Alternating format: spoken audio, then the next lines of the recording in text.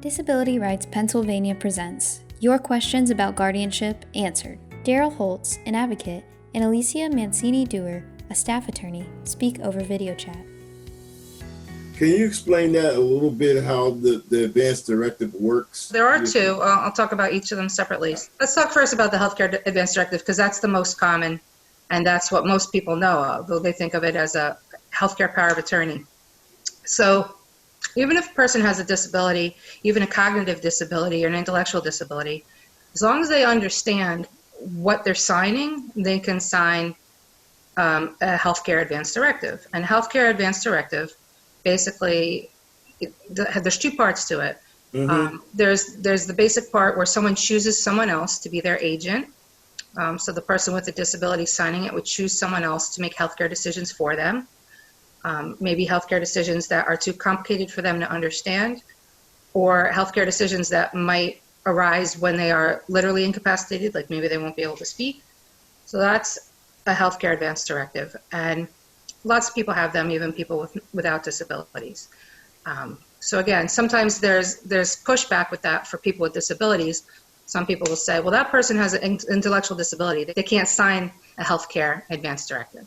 Right. But my response to them would be, if they understand the content of the document and they understand that what they're signing is giving someone else, mom, dad, a friend, the ability to make healthcare decisions for them, then they can sign the healthcare advance directive.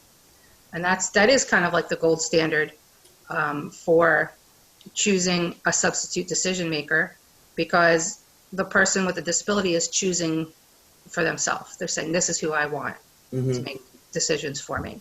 And then there's another part of the healthcare advance directive, which is called, most people refer to it as a living will.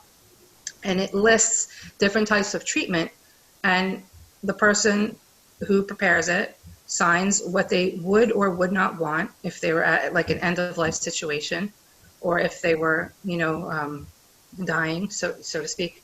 That's also can be a part of a healthcare advance directive. So that's a healthcare advance directive, and that's about people's bodies. There's also something called the mental health advance directive, which is specific to mental health.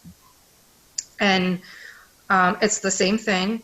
Someone who has a mental illness can execute one when they're lucid, when they're not having like an episode where they're incapacitated, and they can choose who they want to make mental health care decisions for them.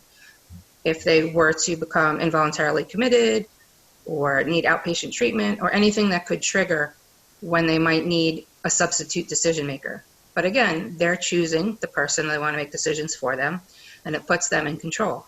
And then there's another part of a mental health advance directive where someone with a mental illness can choose what kind of treatments they may want if they were to become hospitalized or incapacitated. And that's called the declaration. And they could choose what medicines they would like, what hospitals they prefer. They can also choose non-legal things, like they can put things in the declaration just about their religious preferences, whatever they feel the doctors would need to know if they were ever involuntarily committed or had a mental health episode. So both of those are where the principal, that's the person executing the document, chooses their agent. That's the person who would help them when they needed it. And they both are kind of considered the gold standard, because the person themselves is making their own choice. Like they're in control of their own health care. This video is for general informational purposes only. Nothing in this video should be construed as legal advice. If you would like more information, call 1-800-692-7443 or go to disabilityrightspa.org. And please watch the next video.